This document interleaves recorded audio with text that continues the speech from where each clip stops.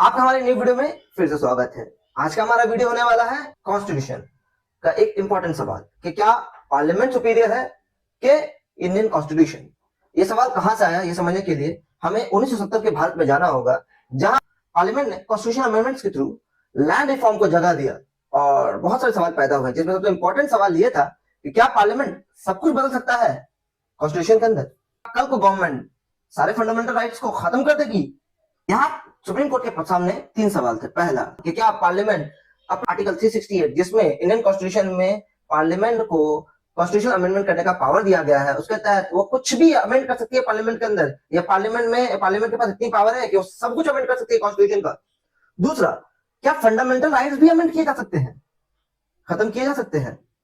तीसरा बहुत इंपॉर्टेंट सवाल, इस तरह से तो पार्लियामेंट सुप्रीम हो जाएगी, और अगर पार्लियामेंट सुप्रीम है तो कॉन्स्टिट्यूशन सैंक्टिटी का, उसकी पवित्रता का, उसकी सुप्रीमेसी का क्या। तो यहाँ पे जो इंपॉर्टेंट सवाल था वो ये था कि क्या पार्लियामेंट सुप्रीम है या इंडियन कॉन्स्टिट्यूशन। कि भाई कौन सुप्रीम है, क्या पार्लियामेंट सुप्रीम है जो कॉन्स्टिट्यूशन के अंदर सब कुछ बदल सकती है, या कॉन्स्टिट्यूशन अपने आप में पार्लियामेंट से भी ज्यादा सुप्रीम है और कॉन्स्टिट्यूशन की चीजें वो पार्लियामेंट भी चाहे तो नहीं बदल सकती अंदर आर्टिकल 368 अपने राइट को एक्सरसाइज करते हुए।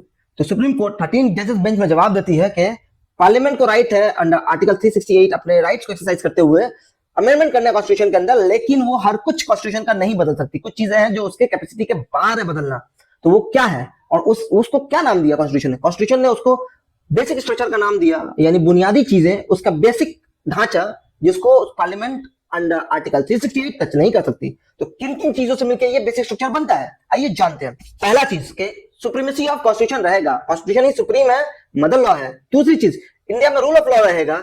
तीसरी चीज, सेपरेशन ऑफ पावर को आप बिगाड़ नहीं सकते हैं किसी भी अमेंडमेंट को लाकर कॉन्स्टिट्यूशन में, या कोई भी नया रूल या लॉ लाकर। जुडिशियल रिव्यू का जो power under article 32 supreme court के पास है किसी भी लॉ को रिव्यू करने का, एसेट टेस्ट करने का। 226 हाई कोर्ट के पास जुडिशियल रिव्यू का जो पावर है, रिट जुरिसडिक्शन है उसका, उसको भी टच नहीं किया जाएगा, उसके साथ भी छेड़छाड़ नहीं किया जा सकता।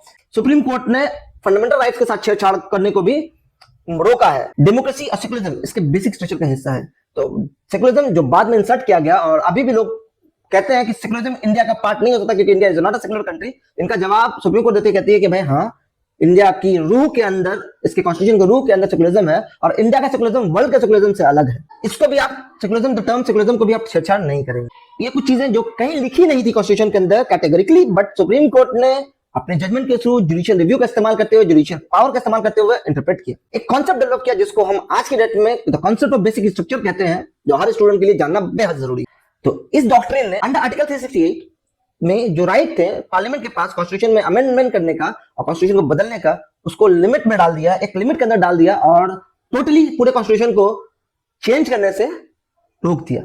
ये जो केस था केशवानंद भारती केस, इससे कैसे आने वाले केसेस को इंपैक्ट किया और कितने अच्छे तरीके से उस पर असर डाला। तो पहली चीज, क्या अगर ये जजमेंट नहीं होता तो कॉन्स्टिट्यूशन वैसे ही प्रोटेक्टेड होता है जैसा कि आज प्रोटेक्टेड है? इसका जवाब है अगर ये जजमेंट नहीं होता तो शायद ये मुमकिन नहीं था। कॉन्स्टिट्यूशन में बहुत सारे अमेंडमेंट देखने को मिलते और जिनका इंपैक्ट डिवास्टेटिंग भी हो सकता था। इस जजमेंट का क्या इमीडिएट इफेक्ट देखा गया? इस जजमेंट का इमीडिएट इफेक्ट देखा गया, पार्लियामेंट की जो अनलिमिटेड पावर थी कॉन्स्टिट्यूशन में अमेंडमेंट करने की, उसको कर्व कर दिया गया, उसको रोक दिया गया, लिमिटेड बना दिया गया।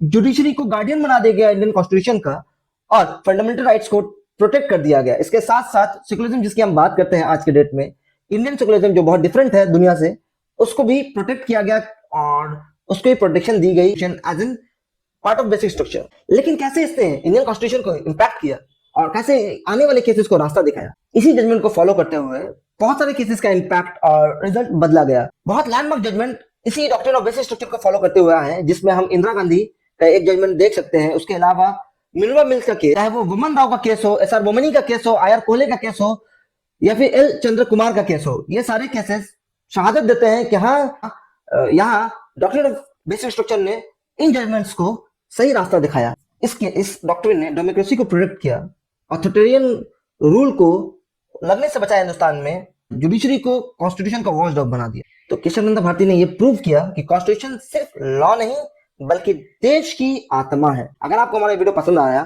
तो हमारे वीडियो को लाइक करें, चैनल को सब्सक्राइब करें और अपने फ्रेंड्स के साथ जरूर शेयर करें। Thank you.